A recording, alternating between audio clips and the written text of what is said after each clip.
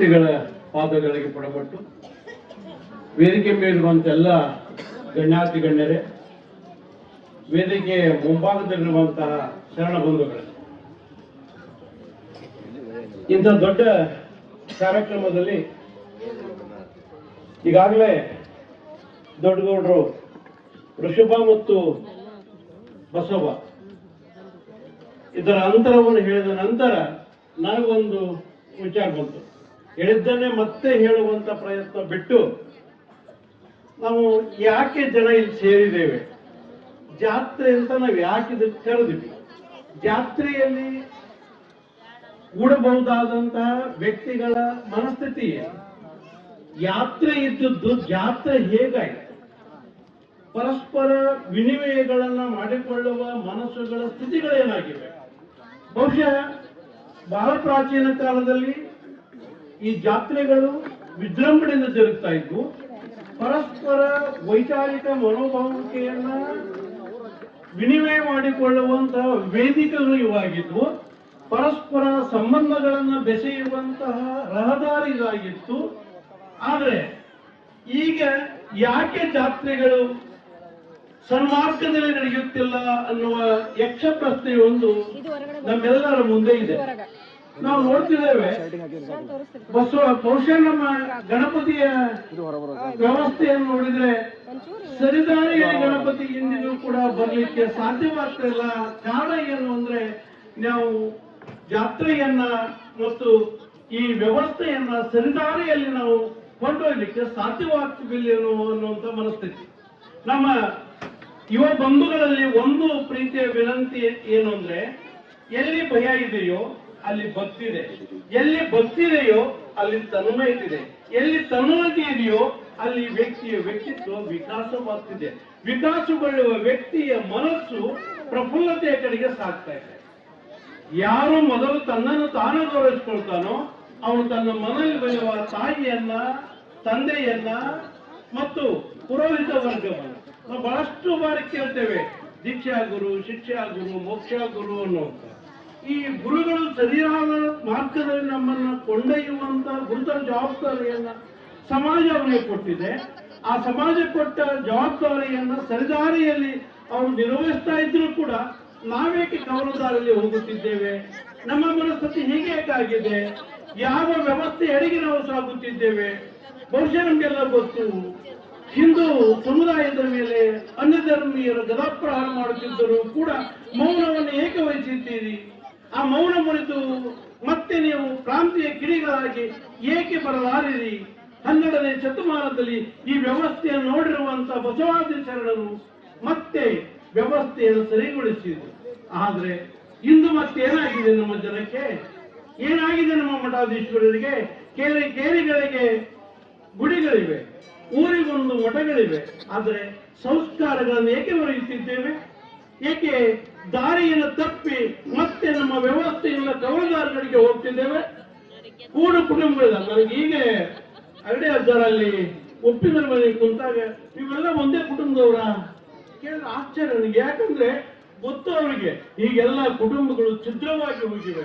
ಕೌಟುಂಬಿಕ ಬದುಕಿನ ಸಾರಥ್ಯವನ್ನು ವಹಿಸುವ ವ್ಯಕ್ತಿಯ ಸ್ಥಿತಿಗತಿಗಳು ಏನಾಗಿವೆ ಎನ್ನುವಂಥದ್ದನ್ನ ಗುರುಗಳು ಕೂಡ ಅರ್ಥೈಸಿಕೊಂಡಿದ್ದಾರೆ. ಯಾಕಂದ್ರೆ ನಾವು ಮಠಮಾನ್ಯರುವ ಗುರುಗಳಿಗೆ ಹೋಗಿ ಭಿನ್ನಯಿಸಿಕೊಂಡಾಗ ಅವರು ಪ್ರಥಮವಾಗಿ ಕೇಳೋದು, ನಿಮ್ಮೆಲ್ಲರಲ್ಲೂ ಕೂಡ ಐಕ್ಯತೆ ಇದೆಯಾ, ಒಗ್ಗಟ್ಟಿದೆಯಾ, ಬಲವಿದೆಯಾ, ನೀವೆಲ್ಲರೂ ಕೂಡ ನಿಷ್ಠೆಯಿಂದ ಕಾರ್ಯಪ್ರವೃತ್ತರಾಗಿದ್ದೀರಾ ಅಂತೇಳಿ. ನನಗೆ ಕೇಳಿ ಇಲ್ಲಿ 34 ವರ್ಷಗಳ ನಂತರ ಈ ತೇರಾಗ್ತದೆ ಅಂತಂದ್ರೆ 34 ವರ್ಷಗಳ ನಡುವಿನ ಸಂಬಂಧಗಳೇನಾಗಿವೆ ನಮಗೂ ನಮ್ಮ ಸಂಬಂಧಗಳ ಶಿಥಿಲಗೊಳ್ಳುತ್ತಿರುವ ಈ ಸಂದರ್ಭದಲ್ಲಿ ಅನಿವಾರ್ಯವಾಗಿ ನಾವು ಯೋಚಿಸಬೇಕಾಗಿರುವುದು ಒಂದನ್ನ ಮಾತ್ರ, ನಾವು ಮತ್ತೆ ಮಾನವರಾಗಬೇಕಾಗಿದೆ, ಮಾನವೀಯತೆಯ ಮೇಲೆ ಬೇಕಾಗಿದೆ. ನಾವು ಈ ಅಸ್ಥಿಯನ್ನ ಆಸ್ತಿಯಾಗಿ ಮಾಡಬೇಕಾಗಿದೆ. ಎಲ್ಲರೂ ಕೂಡ ಹಣವೆಂದು ಹೆಣವಾಗುತ್ತಿರುವ ಈ ದಿನಮಾನಗಳಲ್ಲಿ ನಾವೆಲ್ಲರೂ ಒಂದು ವಿಚಾರ ಮಾಡಬೇಕಾಗಿದೆ, ನಾವು ಬದುಕುವ ದಾರಿ ಯಾವುದು, ನಾವು ಹೇಗೆ ಸಾಗಬೇಕಾಗಿದೆ, ನಮ್ಮಲ್ಲಿರುವ ಧರ್ಮನಿಷ್ಠೆಯನ್ನ ನಾವು ಹೇಗೆ ಕಳ್ಕೊಳ್ತಿದ್ದೇವೆ. ನಾವು ಅನ್ಯ ಧರ್ಮವನ್ನು ಟೀಕಿಸುವ ಪ್ರವೃತ್ತಿಗೆ ಹೋಗುವುದಿಲ್ಲ. ಅನ್ಯ ಧರ್ಮದವರು ಒಂದು ವಾರವನ್ನು ನಿಗದಿಪಡಿಸಿದ್ರೆ ಆ ವಾರವನ್ನು ಎಲ್ಲರೂ ಕೂಡ ಬದ್ಧತೆಯನ್ನು ತೋರಿಸಿ ಶರಣಾಗತಿಯಾಗುತ್ತಾರೆ. ನಿಮಗೇನಾಗಿದೆ? ನೀವೇಕೆ ಶರಣಾಗತಿಗೆ ಹೋಗುತ್ತಿಲ್ಲ? ಸಮಯವಿಲ್ಲವೇ? ನೋಡಿ, ನಾನು ಈಗ ನೋಡ್ತೇವೆ, ಬಹುಶಃ ದೊಡ್ಡ ದೊಡ್ಡ ನಗರಗಳಲ್ಲಿ ಗುಡಿಗುಂಡಾರಗಳು ತಲೆ ಎತ್ತಿ ಮೆರೆಯುತ್ತಿವೆ. ಕಾರಣ ಏನಾಗಿದೆ ಅಂದ್ರೆ, ಅನ್ಯ ಭಾರತದಿಂದ ಹಣ ಸಂದಾಯ ಮಾಡಿಕೊಂಡು ಭ್ರಷ್ಟತೆಯನ್ನೇ ಮೆರೆಯುತ್ತಿರುವಂತಹ ವ್ಯಕ್ತಿಗಳಿಗೆ ಭಯ ಪ್ರಾರಂಭವಾಗಿ ಬತ್ತಿ ತನ್ನಿಂದಾನೇ ಉತ್ಪತ್ತಿಯಾಗಿದೆ. ಇಂತಹ ಗುರುಗಳು ಅಡಿದವರು ಎಂಬುದು ಪುಡಮಟ್ಟು ನಮ್ಮನ್ನು ಸನ್ಮಾರ್ಗಕ್ಕೆ ಕರೆದೊಯ್ಯ ಗುರುವೇ, ಏನಾದರೂ ಮಾಡಿ ನಮ್ಮ ಬದುಕಿಗೆ ಮುಕ್ತಿಯನ್ನು ತರುವಂತಹ ಕಾರ್ಯವನ್ನ ಮಾಡಬೇಕಾಗಿರುವಂತಹ ಸ್ಥಿತಿ ನಮ್ಮದಾಗಿದೆ. ದಯವಿಟ್ಟು ನಮ್ಮನ್ನ ಕರೆದೊಯ್ಯಿರಿ ಎಂದು ಕೇಳಿಕೊಳ್ಳುವ ಮನಸ್ಥಿತಿಗೆ ನಾವೆಲ್ಲರೂ ಬಂದಿದ್ದೇವೆ. ಬಹುಶಃ ನೀವು ನೋಡ್ತೀರಿ, ನಮ್ಮ ಪ್ರಯಾಣದಲ್ಲಿ ಆಗುತ್ತಿರುವಂತಹ ಸ್ಥಿತಿಗತಿಗಳು ಏನಾಗಿವೆ ಇವತ್ತಿನ ದಿವಸ ಅಂತ. ಒಂದು ಬಹಳ ಅದ್ಭುತವಾಗಿರುವಂತಹ ಲೇಖನವನ್ನ ವಿಜಯ ಕರ್ನಾಟಕದಲ್ಲಿ ನೋಡಿದೆ.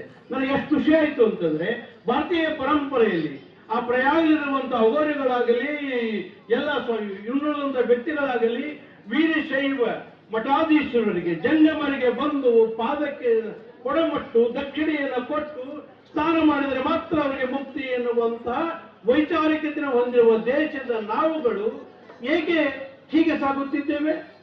ಸಾಗುವ ಅನಿವಾರ್ಯತೆ ನಮಗೆ ಏನಿದೆ? ನಾವೇಕೆ ನಮ್ಮ ನಿಷ್ಠೆಯನ್ನ, ನಮ್ಮ ಬದ್ಧತೆಯನ್ನ ಉಳಿಸಿಕೊಳ್ಳಲಾರದ ಹೇಡಿಗಳಾಗಿದ್ದೇವೆ? ಬಂಧುಗಳೇ, ಶರಣ ಸಂಪ್ರದಾಯದಲ್ಲಿ ಬಂದಿರುವರು, ದಾಸರ ನುಡಿಗಳನ್ನ ಕೇಳಿದವರು, ಸರ್ವಜ್ಞನ ವ್ಯವಸ್ಥೆ, ಸರ್ವಜ್ಞ ಬಹಳ ಅದ್ಭುತವಾಗಿ ಹೇಳ್ತಾನೆ ಮನುಷ್ಯ. ಎಣ್ಣೆ ಮತ್ತು ಬತ್ತಿ ಇವೆರಡು ನ್ಯಾಯ ಮತ್ತು ಧರ್ಮ. ಯಾವ ಜಗದಲ್ಲಿ ನ್ಯಾಯ ಮತ್ತು ಧರ್ಮ ಇದೆಯೋ ಅಲ್ಲಿ ಬೆಳಕಿದೆ. ಬತ್ತಿ ಮತ್ತು ಎಣ್ಣೆ ಯಾವಾಗ ಒಂದಾಗಿ ಬಿರ್ತದೆಯೋ ಅದು ಬೆಳಕಿದೆ. ಯಾವಾಗ ಅವೆರಡು ಬೇರ್ಪಡ್ತಾವೋ ಆವಾಗ ಕತ್ತಲಲ್ಲಿ ನಾವು ನಿಂದು ಹೇಳ್ತೇವೆ. ಅದಕ್ಕೆ ಬಹುಶಃ ನಿಸ್ಸಾರ ಅದು ಬಹಳ ಚಂದ ಹೇಳ್ತಾನೆ, ಜಗ್ಗಿದವರ ಕಡೆ ಬಗ್ಗದೆ ನೀನಾಗಿ ಉಳಿಯಬೇಕು. ನಾವು ಇವತ್ತಿನ ದಿವಸ ಎಲ್ಲರೂ ಬಹಳ ಮಂದಿ ಹೇಳ್ತಾರ ಹಿರಿಯರು, ಇಲ್ಲ ನಾವಿದ್ದ ಹಿಂಗಿದ್ದಿಲ್ಲ, ಬಹಳ ಚೆನ್ನಾಗಿತ್ತು, ಎಲ್ಲರೂ ಕೂಡ ಬಂಧುತ್ವವನ್ನ ನಾವು ಹಿಡ್ಕೊಂಡ್ವಿ. ನನಗೆ ಬಹಳ ಪ್ರಾಚೀನ ಕಾಲದ ವ್ಯವಸ್ಥೆಯನ್ನು ನೋಡಿದ್ರೆ ತೆರೆಗೇರ್ ಕ ಸಾಮನೆ ಮೈಬಿ ಗರ್ ಬರೋಂಗ ಅನ್ನುವಂಥ ಗಂಡ ಹೆಂಡತಿ ಆಗ್ಯಾರ. ಗಂಡ ಹೆಂಡತಿ ಅಂದ್ರೆ ಹೇಳ್ತಾಳ, ಓ ಮರಾಯ ನಿನ್ನ ಮನೆ ಮುಂದೆ ನಂದು ಒಂದು ಮನೆ ಸ್ಥಾಪನೆ ಆಗ್ತೈತಿ ಅಂತೆ. ಅಂದ್ರೆ ಸಂಬಂಧಗಳು ಯಾಕೆ ಹೀಗಾಗುತ್ತೇವೆ ಅಂದ್ರೆ, ನಮ್ಮ ತಿಳುವಳಿಕೆಗಳೆಲ್ಲ ಎಲ್ಲೋ ಅರವಳಿಕೆ ಕಡೆಗೆ ಹೋಗ್ತಾ ಇವೆ ಬಂಧುಗಳೇ. ಬಹುಶಃ ನಾವೆಲ್ಲರೂ ಕೂಡ ಏನಾದರಾಗು ಮೊದಲು ಮಾನವನಾಗು ಎನ್ನುವಂತ ಮಾತಿನ ಕಡೆಗೆ ನಾವು ಲಕ್ಷ್ಯ ವಹಿಸಬೇಕಾಗಿದೆ. ನಾವೆಲ್ಲರೂ ಇಂಥ ಗುರುಗಳಿಂದ ದೀಕ್ಷೆಯನ್ನ, ಶಿಕ್ಷೆಯನ್ನ, ಮೋಕ್ಷವನ್ನು ಪಡೆದುಕೊಂಡು ನಾವು ಮೊದಲು ಮಾನವರಾಗುವಂತಹ ಮಾತನ್ನ ಕಲಿಯೋಣ.